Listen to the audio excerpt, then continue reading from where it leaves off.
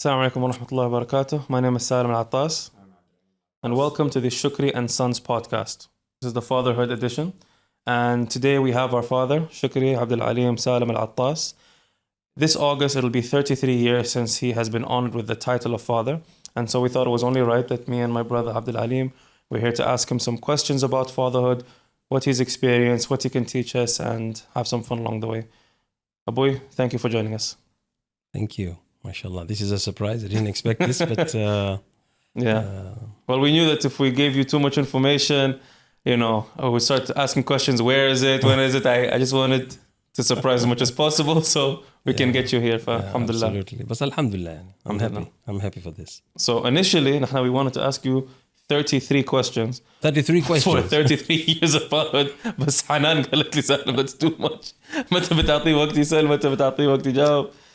33 questions. I think we don't have to count the amount of questions, but we'll ask you random questions and we'll give you the time to answer it على راحتك. Yeah, I will try my level best to answer every question that you have. inshallah. How much of your upbringing informed your early years as a father? My father has been a big influence in my perception of fatherhood. I was raised by a very strong man and a very strong woman.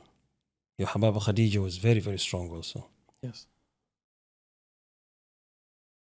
There is one thing that I realized as I was growing up. Now, there is no perfect parenthood. But what remains with you is the things that you have experienced. So, for example, when it's not there, you cannot have it. Your father cannot buy you a bicycle, or he cannot buy you the toy you want. The child's reaction to that is normally not because the father only or mother cannot buy. It's more about how they handle the emotion of the child, why he cannot have it. Yeah. Okay. If you ignore that, you might trigger a certain emotional feeling in a child. Resentment, self-blame. Could be all sorts of things. But if the child understands why they cannot have it, Mhm. without making your children feel maybe we have a weak father or weak mother, or we are poor, or we cannot afford it. You don't want to make your children also feel they're inferior to others. Okay.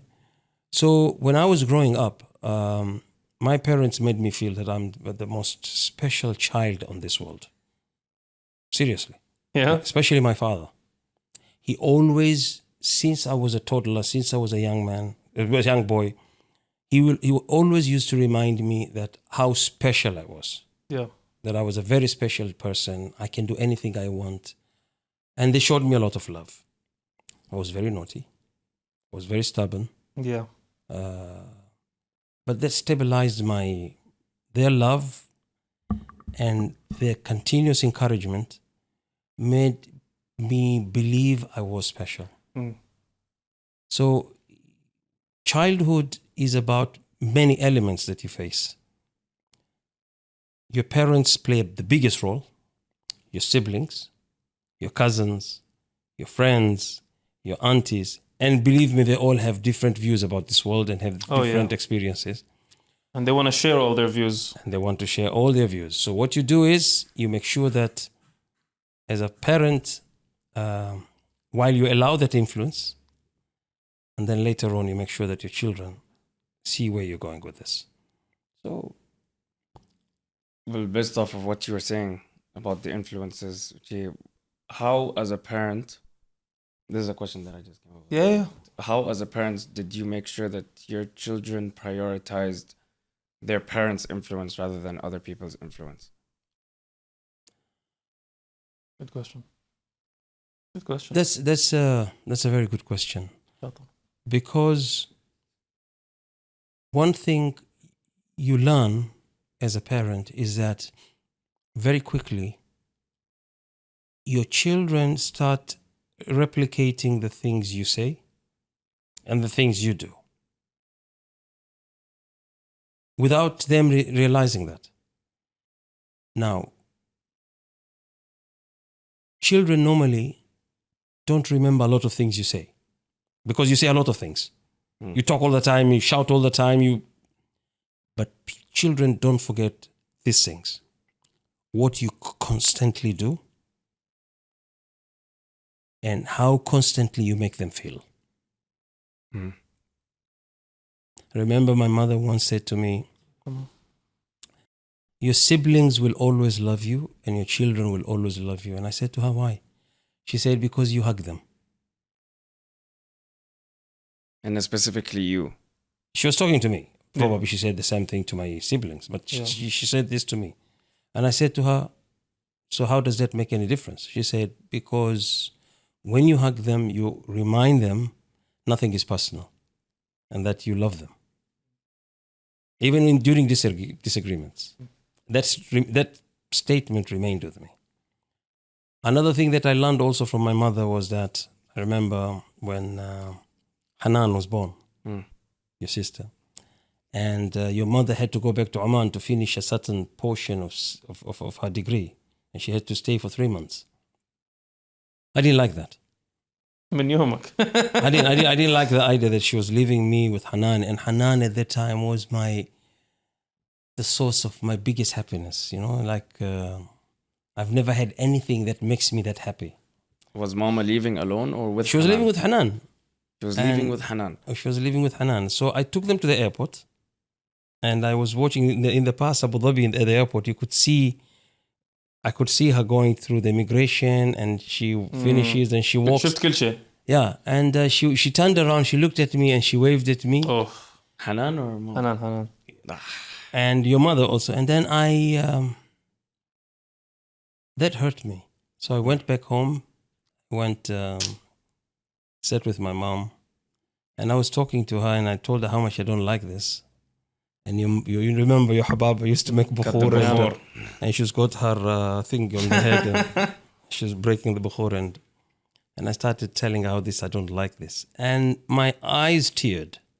She turned around, she looked at me, and she said, I'll tell you something, son. Never forget this. Do not love your child to a level where it will make you not able to raise it. And at that time, obviously, I understood what she meant, but I didn't understand the depth of what she was telling me. And then you guys started growing up, and I realized that. Yeah, we found out too. You really took it to heart, but really got in there. Speaking of Hanan, Hanan has a question Hanan had several questions for you. But one of the questions Hanan had was, how would you describe fatherhood in one word? Wow. Being able to provide psychological security to your family. It's more than one word. I think One word, word? it means One word. So One word. security.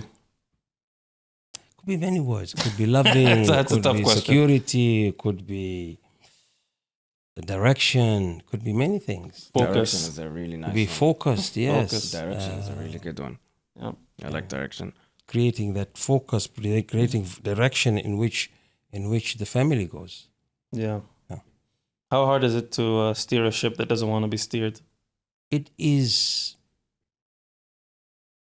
I would say, instead of saying hard, I'd say it's challenging, Challenging. Okay. but it's not hard because the people that you're trying to steer as your family inherently trust you and love you. Yeah. No, of course. So it's challenging to try and explain when children and even your wife sometimes doesn't know exactly where you're going, but look, the motto of my life and my experience has been always be consistent. Don't confuse your family. Okay. Don't be a little bit of everything full of nothing. Ooh, Just say that stay. again. Say that again. Look at the camera when you say that. Say it again. Look at the camera. Yeah, don't be a little bit of everything full of nothing. Love that. So always be consistent. Things that are of the highest value to you, make sure that you don't only talk about them, but you also practice them. If hard work is something that you value very highly, you work hard. Don't talk about it. Yeah. And let your family see that you're working hard. If your religion and your closeness to Allah, and which is the essence of your life, don't only talk about it, practice it. And let them see that your decisions are based on these things. Yeah, not based on... If planning your future and planning your activities is a major thing, let your children go up, see that everything is organized and everything is planning. Because families that do things impulsively, fathers and parents that... majority of the time, their children will also be impulsive people because that's what they learn. And families that have parents that normally plan things, their children... I'm not saying this is right or wrong, because also some of these impulsive families have produced geniuses because they've got that free will to think wildly any time. But majority of the people normally plan things. Yeah. Yeah, even me, who I would say I can be quite, growing up, I was very impulsive and all of these things. I do like when there's a plan. I like when there's a schedule, when I can plan ahead. I like to organize things ahead of time. I definitely got that from you. Because كسالم, I'm a very impulsive, spontaneous kind of person. But now, مثل ما عبدو قال, we've been planning this for weeks because I needed it to be on the right day at the right time. حتى انت, I didn't even want you to know what we're doing, but I needed to consult you to know what's the right time for you and all of these things. So definitely, which makes this a little bit uncomfortable for me because you didn't give me time and space to plan it, But this is what I want. I wanted you to just... to be more natural. Yeah, just to experience it. I don't think you would have been less natural, but I think that we would have given you space to pressure us to tell us what questions we're going to ask you. And I didn't want that. Absolutely. Yeah. Okay, I'll ask this question from Shayma. Habibati. Shayma asked, what is something significant you learned during your years as a father about yourself? Shayma, man.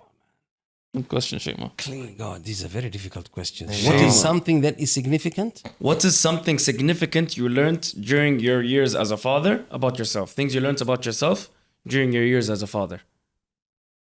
I know what's something you didn't know about yourself that you've learned about yourself since you've become a father. It could be more than one thing. I can be sometimes a very bad listener.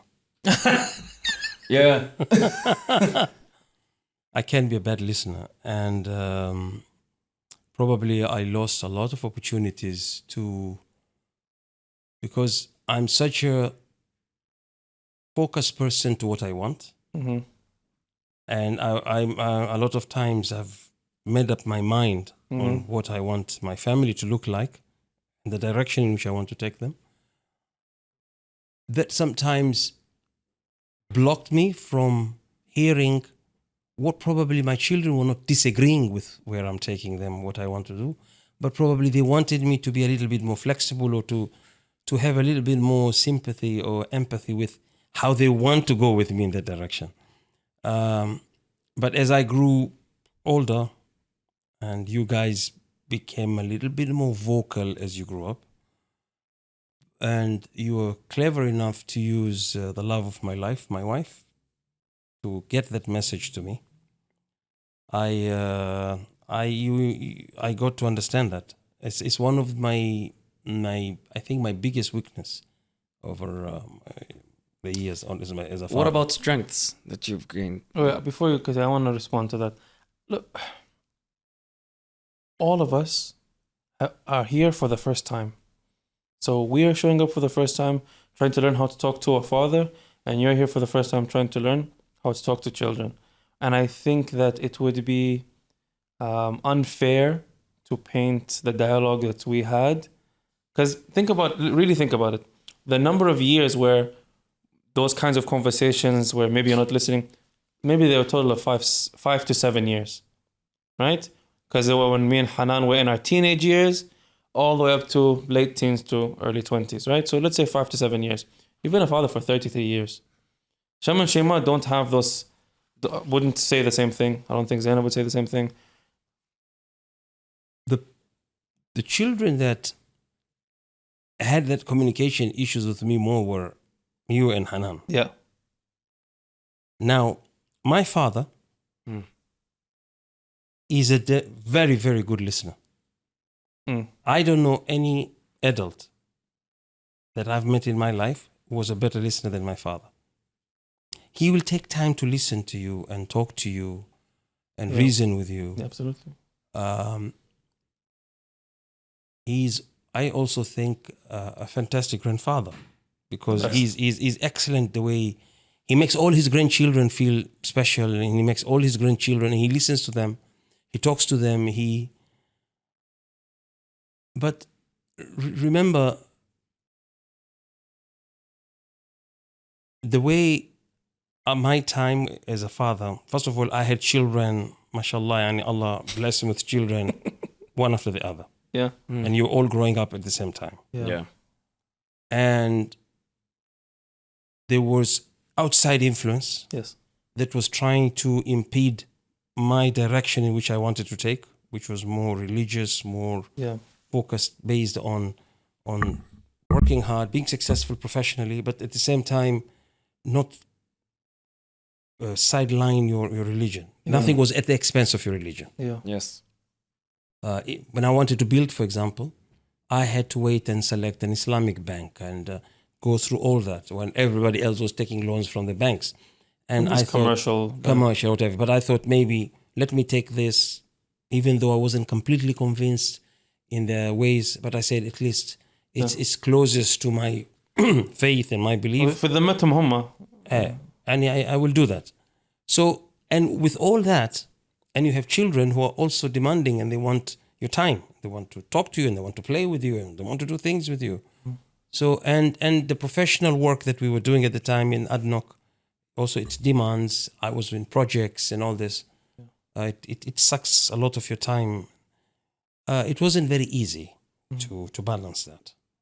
Okay, but as you grow older, I'm a much better father now. I think I've been a better father in terms of the areas in which I think it was my weakness, with your siblings like Abdu, for example, and Shamma, Shaima, Zainab. Yeah. However, the initial direction that I was supposed to go and the things that I valued very hard never changed. I'm still the same. Yeah. I could turn it with Abdu or Zainab or any one of them anytime. But majority of the time is I'm a nicer father now. I'm more loving and all this. Yeah. You're getting it harder than the rest. Well, you know. But to be fair, I would say that me, Yani, I was maybe more stubborn, you know. You're not stubborn. You're just your age. I wouldn't say. Yeah, you're not stubborn. No? No, That's nice. you're not stubborn because you're an artist, and artists see things in a particular way. So I had to be able to cover that side of you, which I didn't know how to do it. You'd go and do something because your passion carries you to do it. I will never forget the day. In the past, I used to get these Gulf news in my house. So I'm opening a Gulf news, and I'm reading this Newspaper. Newspaper, national newspaper. Yeah. This was Khalij Times, but yeah. Was it Khalij Times? It was Khalij Times. Yeah. So I'm reading this piece. I think it was about Women in the GCC. women in GCC. And how old were you then, Salim? I was maybe 19, 20. No, before that. I was around that age, yeah, because It was around 11 years ago. it was No. This one, we were newspapers. still living in Adco. no. It was Salim, I was living in Adco. I Yes, remember I'm leaning towards the Togo. Then Okay. maybe I'm misremembering it. I'm reading this, and it was a nice piece. Thank you. I agreed to everything that was written in that piece. Thank you. Okay. And it's pretty long, yani. And then at the bottom it's written Salim Al-Attas. Salim Al-Attas. Okay, I know one other Salim who was my age group, Yeah. working for Gasco. But would that Salim write to Al Khalij and with this story? So I said, okay. So I'm telling Salim, there's another guy called Salim who wrote something in the newspaper. In my head, it was not him. And he tells me, no, Baba, that's me. I remember your first reaction. Your first reaction was, "You don't have a father." why you put Salim Shukri Attas? And wallah, Baba, since then, anything I do, it always has my full name, Salim Shukri Attas. Not only that, but the first thing that came to my head is this young man is very impulsive. He goes to newspapers and he writes stuff without consulting his father. Yeah. Because sometimes media can break you. Mm-hmm. You're not careful. Because media is very powerful. Right. You could make a statement there, you could say something that could go contrary to the direction of the country or something, and we have to be careful. Yeah. So when you came to me and told me, Baba, I'm going to Washington Yeah. to do a poetry, Yeah. my first reaction was, okay, at least this time he came and consulted me. Well, I can't leave the country without telling you. So I said, contact the embassy and see if it's okay to go and do this and this, and give them the clarity. That taught me a big lesson because when I emailed the embassy, they responded immediately because Baba said, tell them who you are, what you're doing, who you're meeting with, so that they know that you're in line with the country. You don't want to do anything that the country doesn't want you to do. They immediately responded and they said, we have a good relationship with this institution. It was the Arab Gulf States Institute in Washington, and they said, let us know when you're coming. We'd like to meet you. That was one of the first times as an adult where I was just like, just listen to your father. Because I wouldn't have done it. Because I'll tell you something. As an individual, you are limited to how much you know. Of course. You're limited to how much you know. Look at the camera and say that again. Okay? As an individual, you are limited to how much you know. But look at the camera and say it. So, why do you want to look at the camera? For the clips, for the clips, As an individual. No, because your country is protecting you. Your country has created the schooling system that you have gone to. Your country has created the environment in which you're growing up in. Your country has created, has given you the ability to travel around the world freely, comfortably. Yeah. There are people within your leadership who are working tirelessly to create that environment that makes your life very comfortable. What you don't want to do is, you don't want to compromise them. You don't want to maybe your intentions are not to damage anything with your country, but at least make them understand. Yeah. And they will guide you better because guess what? They know a lot more. Absolutely. Okay? So it's like you said, you contact the embassy. They told you, yes, we deal with this. We know these people. It's fine. You can go ahead.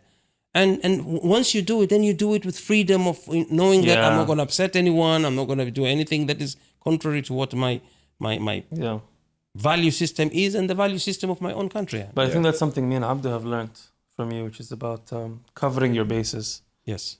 Because growing up, Abdu, if Baba asks us, if we say we want to go out, how many questions is Baba asking? Where? Where are you going? With who? How long will you be there? When will you come back? How much money is on there? بتصلون? When بتصلي? وين بتصلي؟ إذا كان بتكون في البيت? So we had to make sure that we know all this. يعني it was to a point where إذا أنا والشباب بنطلع. This is not even us living خليفة, even أتكو. Yeah. But in أتكو طبعا it was easier لأن if I tell بابا راح الحديقة أو راح المسبح. خلاص. بابا would be like. لأنك في المجمع. أنا في المجمع. It was never a problem. بس لما جينا خليفة وأقول لي بابا أنا بروح مع رسول بيوديني أتكو ولا بنروح بضبي بيقول زين وين بتروح؟ مين بيكون هناك؟ Oof, that's tone. So I'll name them. Yeah. It's the same guys every time. Most of the times it's always the same people. Yeah. And I tell you what, I just sound like Baba there. I tell you what. Yeah. I'll tell you one thing. Bob, I realized this maybe it was last year أو هذه السنة. أنا وأحمد قررنا we want to go to Dubai. زين. And I realized I let بابا know إن نحن رايحين توكل. Yeah. No questions. Yeah. No questions at all. Yeah. The only question he asked كم بتمون. Yeah. But for me يعني مثلا yeah he'd tell me بس شوي في الطريق بتاخذون اي سياره بتروحون مع بعض كذا. Okay, so it was more than one question. But the questions is Logistical. it's more like it's just normal questions انه بتاخذون بتروحوا بكم سياره. But that comes with trust. yeah, and I realized انه because with time Baba realized that I'm always seeing the same people. He knows who they are. He knows their families. With time, and he's met them as well. With time, he sees enough. It won't be a problem. As a parent, what you want to do is also make sure that your children have a certain constant behavior. I'm using this word repeatedly. Constant. Because when you have a particular routine or a particular constant behavior of doing things, that consistency brings consistent certain results, whether good or bad. Mm-hmm. Okay? So if you're always early at work and you're always late leaving work and you're working very hard, okay, you're going to create a certain impression to your organization. Yeah. Okay? That impression will give your organization a feeling of what kind of a person you are and what you're going to be producing. Okay? But if you are all over the place, then they will perceive you like that. So when I was telling you where are you going, who are you going with, what time you're going to come back, okay, I wanted to create that in you, that look, you're not living in a hostel. Okay, this is a home. You have sisters, you have parents, there is Salat al-Fajr, there is this. Not because your friend told you okay let's go out and تعال يا شباب ايش رايكم في واحد يسوي شاورما في العين ولا في راس الخيمه let's go and لا whatever you do plan it and all this but make sure because if you get used to that in your young age you get used to the idea that I go home at a particular time, let's say before midnight, that will stay with you because one day you're going to get married, you're going to take somebody's daughter with you and you're going to create your own home. And that girl comes from her house knowing that I'm going to spend the rest of my life with this man. Okay? If you don't learn that, even if you go and see your friends, you come home and not only come home before midnight so that you can sleep, but you also come home and spend time with her, you're going to have problems. You will definitely have problems. So creating that consistency of coming home, it will create consistency in your house and the girl that is going to be the future mother of your children. And you'll also have more time with your children. Children don't care if you spend a lot of time playing with them, but they know you're there. Subhanallah. I remember your mother once told me, I was away for 2 weeks. And you're all very young at the time. And I was talking to her over the phone. I think I traveled. But you didn't know at that time. You asked your mom, Mama, when Baba? And she said to me, your children are asking me constantly where you are because they're noticing that you're not here. So that consistency is very important, brother. And I made sure that I will always stay within those boundaries. I have a question for you from Zainab. My little pumpkin. Habibati. What is a habit or characteristic you see in your children that makes the difficulty of fatherhood worth it? That's an amazing question. It's a thoughtful question. Yeah. I think the awareness of their religion. All of you. All of you. Your awareness of your religion is a big feedback to me that alhamdulillah min fadlillah subhanahu wa ta'ala that this element that I wanted in my children sank deep with you guys. Yeah. I have no worries now about my children continuing with the ربنا يهدينا إن شاء الله قوي and معنا and your children and the children of your children inshallah. Inshallah. Because you see, rizq is in the hands of Allah. Who will be a millionaire? Who will be a billionaire? Who will have what and who will not have what? This is in the hands of Allah subhanahu wa ta'ala. But the choices you make in your life and how much your religion influences those choices is your decision. And I see a lot of you, majority of your choices are religious based. We try, I think, and I'm speaking on behalf of my siblings, a lot of, we don't even really have to have conversations about it because implicitly we know that, well, we wouldn't want to do this because this would compromise this part of our day. We wouldn't want to do that. Alhamdulillah. I have a question, Hannah. Your daughter-in-law has a question for you. Umar, سميحة. Yeah, so I have one from Umar and I have one from her. What do you want first? I love them both. Okay. So from Umar, he said, what advice do you have for him? Love Allah, love Allah, love Allah. Work hard and always think before you do anything. Yeah. And when things get very tough and you don't know which decision to take, close your eyes, think if Prophet Muhammad ﷺ came to you, what Prophet Muhammad would advise you. Whatever that goes into your heart about this, that's a decision you should take. And this goes to all my grandchildren. That advice was one of the best advices I've ever gotten from Bob. Yeah. When we were kids, you gave us that piece Give of us that advice. same advice. Because it kind of gives you like a moral compass to follow. It can even come with the small things. تعرف مرات أنت تصلي Mm. و it happens to us all. مرات you lose focus يا أخي أنا الحين في أي ركعة and you تكمل but then you go like يا أخي if الرسول شاف اللي أنا سويته would he like it? Well, that's when you learn. That's when you go and you learn and you try to see Exactly. how you're supposed to salat sahu كذا. Oh man, I learned salat sahu in the war, and this is the most uncomfortable scenario. It's me, you, and Jid Abdul Hakim in their house, in their apartment, okay? And Baba said, "Yalla, anta kun l'imam." Abdu, when Baba used to make me imam, I'm sweating behind my knees. Yeah, all of us. Oh man, I'm so stressed. Ya Allah. It's like a hustle. Yes. You're being watched. So I missed the whole rak'ah.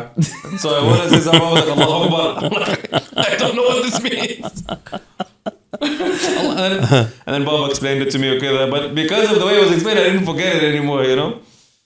But I remember when I started trying to do durus Ramadan. So we have the original recordings. Abdu from episode 1. First one, episode 1.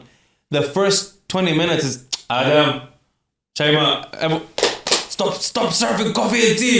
He's just trying to get through the dars. Jiddo's Adhan, and all these things. And then when I tried to do the dars, I was dealing with the same problems. People are serving coffee and tea. People are asking questions. People are adding their own stories that they want to. But you know what's the hardest thing? Baba and Jiddo questions.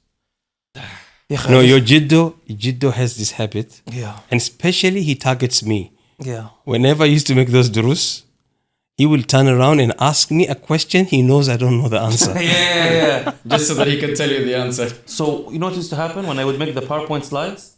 I would have slides because I'd make the slide and be like, what questions could be derived from this slide? And so I would, add this ayah, add this hadith, add this. Because you want to assume they're just going to trust you have the right reference. But they might ask you, but where did this come from? From this ayah, from this hadith. Okay? We're all good. But isn't that life? Yeah. No, That's life, because whatever you do, people will question you, will ask you questions. Yeah. By the way, Baba, you know what I realized? This is way like drifting. Drift. I realized, and maybe every house did do it, but I never saw it happen. What? But Baba would always make you and I go imam, no matter who's around.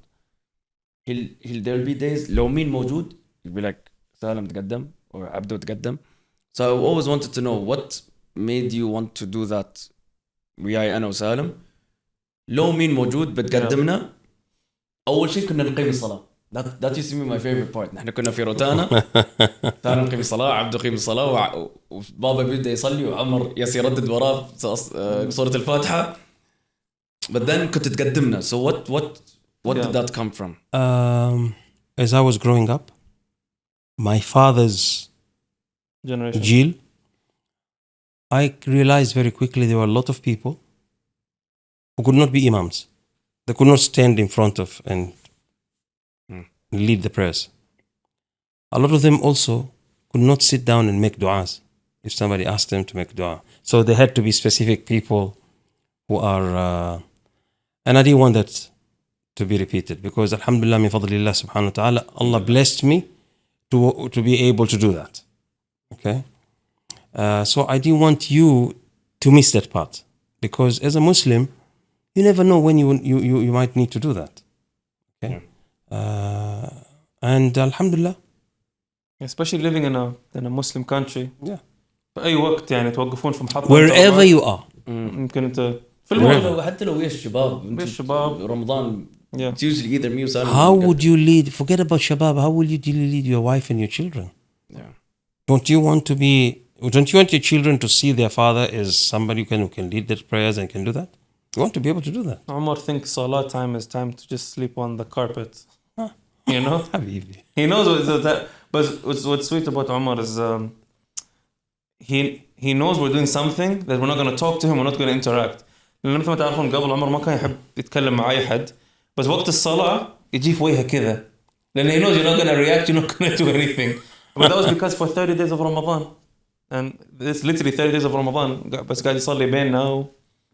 That's not new, Habibi. Yeah. Your Amma Hasna, my jiddo, and her jiddo. When he used to pray, work to sijda, she used to go behind and she will hold his leg and she'll go. Yeah. Which one of Shamma, صح? Shamma's the one that's left. Okay. Shamma, Tara, you're still loved, Mama. Don't worry. Inshallah. Okay. This is from Shamma. There was Samiha supposed to be questions. You say her question is coming. There's a lot of questions. What's the difference that you noticed between raising a boy and a girl? Big difference. Big difference. You look at boys like lions that you need to teach them how to hunt and how to protect the pride. And you're not soft with them. You're tough with them. Yeah. At the same time, you inject continuously, you show them the love and you show them but the predominant direction with the boys is you teach them toughness. And you teach them that toughness from childhood because later on when they meet people who are tough, whatever it is, it's not something oh my God, that guy is so harsh on me. Yeah. No, you want your boys to be... Yeah. To know because the world will teach you toughness if you don't learn it. If your father doesn't teach you at home, somebody outside is going to teach you that. With the girls, it's slightly different. Because with the girls, you have to be... The toughness is the same. You also want them to be strong. But you want them to be... You have to be soft. You have to be sensitive. Because girls will come and hug you. When they're upset. When you're pissed off and all this, they will come and hug you. And if she doesn't hug you while you're very harsh on her, but she will come later on and she will hug you. Because girls understand communication through love. You have to show them love. You have to show them tenderness. You have to show them care. That's how you go deep inside them. You go deep inside their minds. With boys, it's like a boxer, you know. What? It's like a boxer. The fight gets more interesting at the later rounds, you know. So girls, they communicate through love, and men, they communicate through combat. Yeah, because boys will challenge you. Boys will. It's and as they grow older, they start growing mustache and a little bit of beard. They look at you in the eyes and they think, "No, I don't agree with you. I have a different way of thinking." Boys will look at you in the eye. Girls will not do that. Yeah. Girls will go, "Oh, there he goes again. He's being so harsh." So speaking of the harshness, the minute I started growing taller, my first goal Till now. was to beat Salim. always. Tell him about your dream. I had a dream 2 days ago, and me and Salim were fighting, and I made him tap out, and then I stood up, and I remember looking at him, and كنت خايف if he's okay ولا يمكن بيقوم بيضربني. And then Salim يقوم يسلم علي. He's like, good job, let's go. Fighting. Let's start again the fight.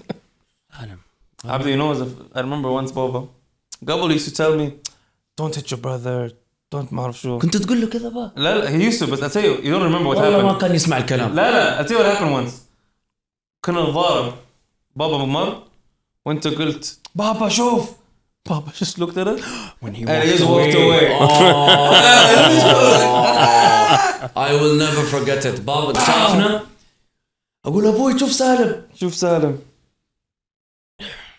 I don't know if you stopped caring. You were going to. No. It's because you're boys. I felt in the eye was so betrayed. You were abandoned. Baba left me alone with this But you know, monster. But sometimes you need to be abandoned. Okay, I have a question from Samiha. What does a husband need from his wife to be a better father? What does a husband need From his wife to be a better father? Yeah. Because obviously, you know, you're co-parenting and... Very simple. Very simple. Never contradict your husband in front of children. Ever. Even if you think your husband, what he's doing is not right, never contradict him. The worst thing you can do to a child is to show a child that he or her parents are not consistent, because children pick that. Because what you don't want is, when a child wants something, let's say your daughter grows up and she wants to go and sleep in somebody else's house. Yeah. Okay. And the father says no. And then the father, for example, goes away. And then the mother says, okay, but make sure your father doesn't know. You don't do that. Oh. But that's betrayal, almost. Some parents do that. I know a lot of parents do that. As long as the father doesn't know, it's okay. Yeah. Never, ever contradict your husband. Remember who leads your family. But you can put a big fight with him, what you disagree, between the two of you. You can sit alone in the room when the children are asleep, and you can put a big fight. You can tell him, no, I disagree with you. Because you're an educated woman, you're a learned woman, and listen, I'm a husband, I'm a father, and I'm married to a highly educated woman, a very sensitive mother, and she puts a fight. When she thinks that I'm not right in certain ways of executing things, but she never contradicts me. We really appreciate it, by the way. Thank you, Mama. I love you, Mama. She doesn't contradict me. So the worst thing you can do is creating confusion to children. Children should see that the parents are standing the same in the same thing. Yeah. What if you don't pray and the father is very hard, the mother should be hard. صح. If you lie and the father picks up that you're lying, okay, the mother should not find excuses for you. Okay? Because you need to know lying is not right. So always never contradict your husband. Always, without fail. And vice versa. Mm-hmm. You don't contradict the wife. Don't if the mother feels strongly about something, okay? You need to be a united Even front. if you disagree with her, try to be calm about it. Yeah. Well, I contradicted your mother once, though. You both of you have contradicted each other a couple of times. بس يعني تعلمتوا مع الوقت. When Zainab cut her hair, and your mother was no, because I disagreed with her because she beat Zainab. Why did you beat Zainab? That's also because she looked like Hababa Khadija. Yeah, but why did you beat Zainab? Because she cut her hair. Okay, but she hasn't done any religious or study Baba, things. we're having a hard time hearing this. Why did you beat? No. I would have been the same. It would have been the same if it was Hanan or Shamma or Shayma. Why do you go and beat them? Huh? What if I got a mohawk? Yeah, it wouldn't affect him religiously. No, would you beat me? What is mohawk? A mohawk. تعرف اللي بس هنا كده كله بقى قرع ولا شعر فوق بس في النص كأنه ديتش. I'll put acid in your head. Okay, so this is from your this is from Hanan's children, your grandkids in America. This is from all of them, okay? Dodo. I had to do it. What does it feel like to be a grandfather? Amazing. Yeah. Amazing. Your love for your grandchildren is so intense. Because you feel the same love as your children. However, you feel relaxed that you don't have to shape them. You don't have to raise them, yeah? So between you and your grandchildren is purely love and enjoyment, and Yeah. it's. I mean, it would be amazing if you raise your children and you would do this. Yeah. So it's intense.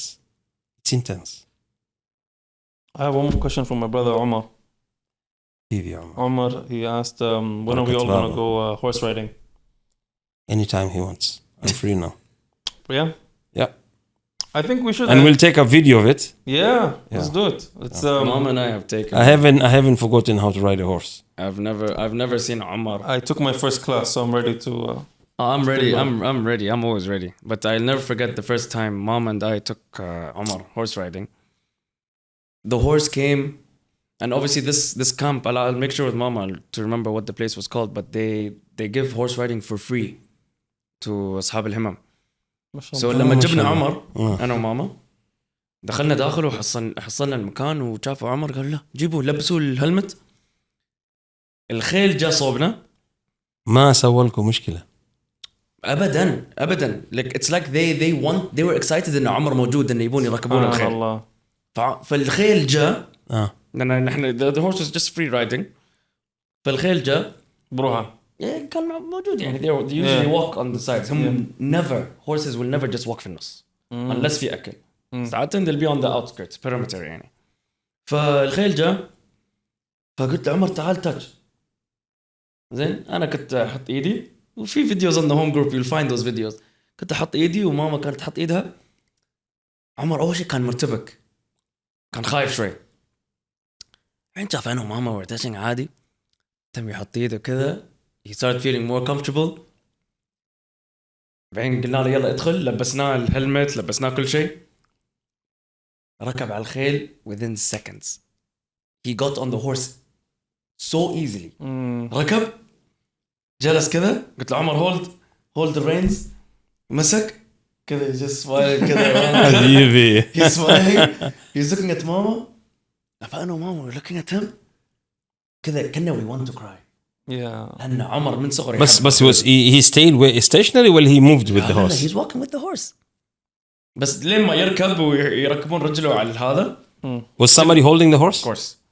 بس عمر doesn't like it that much ترى ما يحب إن في حد كذا يسحب الهورس. He wants to be free. He wants to be free.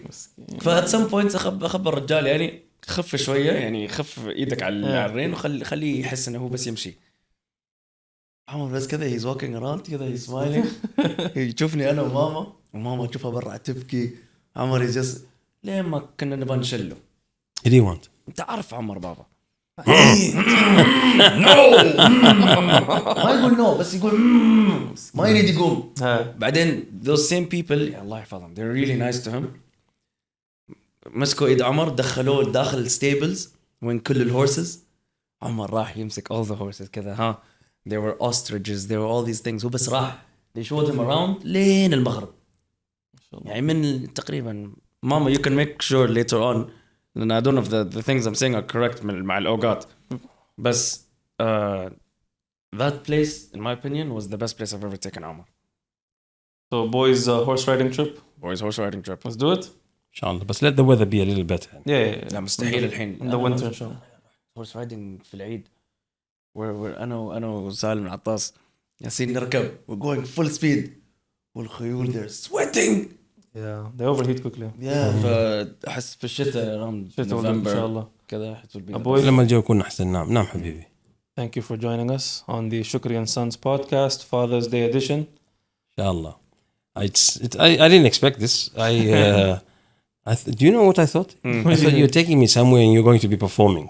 no لا بس هذا اللي جاء في بالي أنا. لا. يعني إنك أنت you're going to be تعرف ليش؟ لأن performing. you didn't connect that it's connected to Father's Day, صح? But you didn't know that this was about you. But you know, we wanted this snapshot of what Baba thought of fatherhood as he's enjoying being a grandfather. Anyway, I'm Salim Al-Attas. I'm Abdul Alim. I'm Shukri Al-Attas, Thank you for the joining father us. of Salim and Abdu. And we'll see you next time, inshallah. Inshallah. Thank you.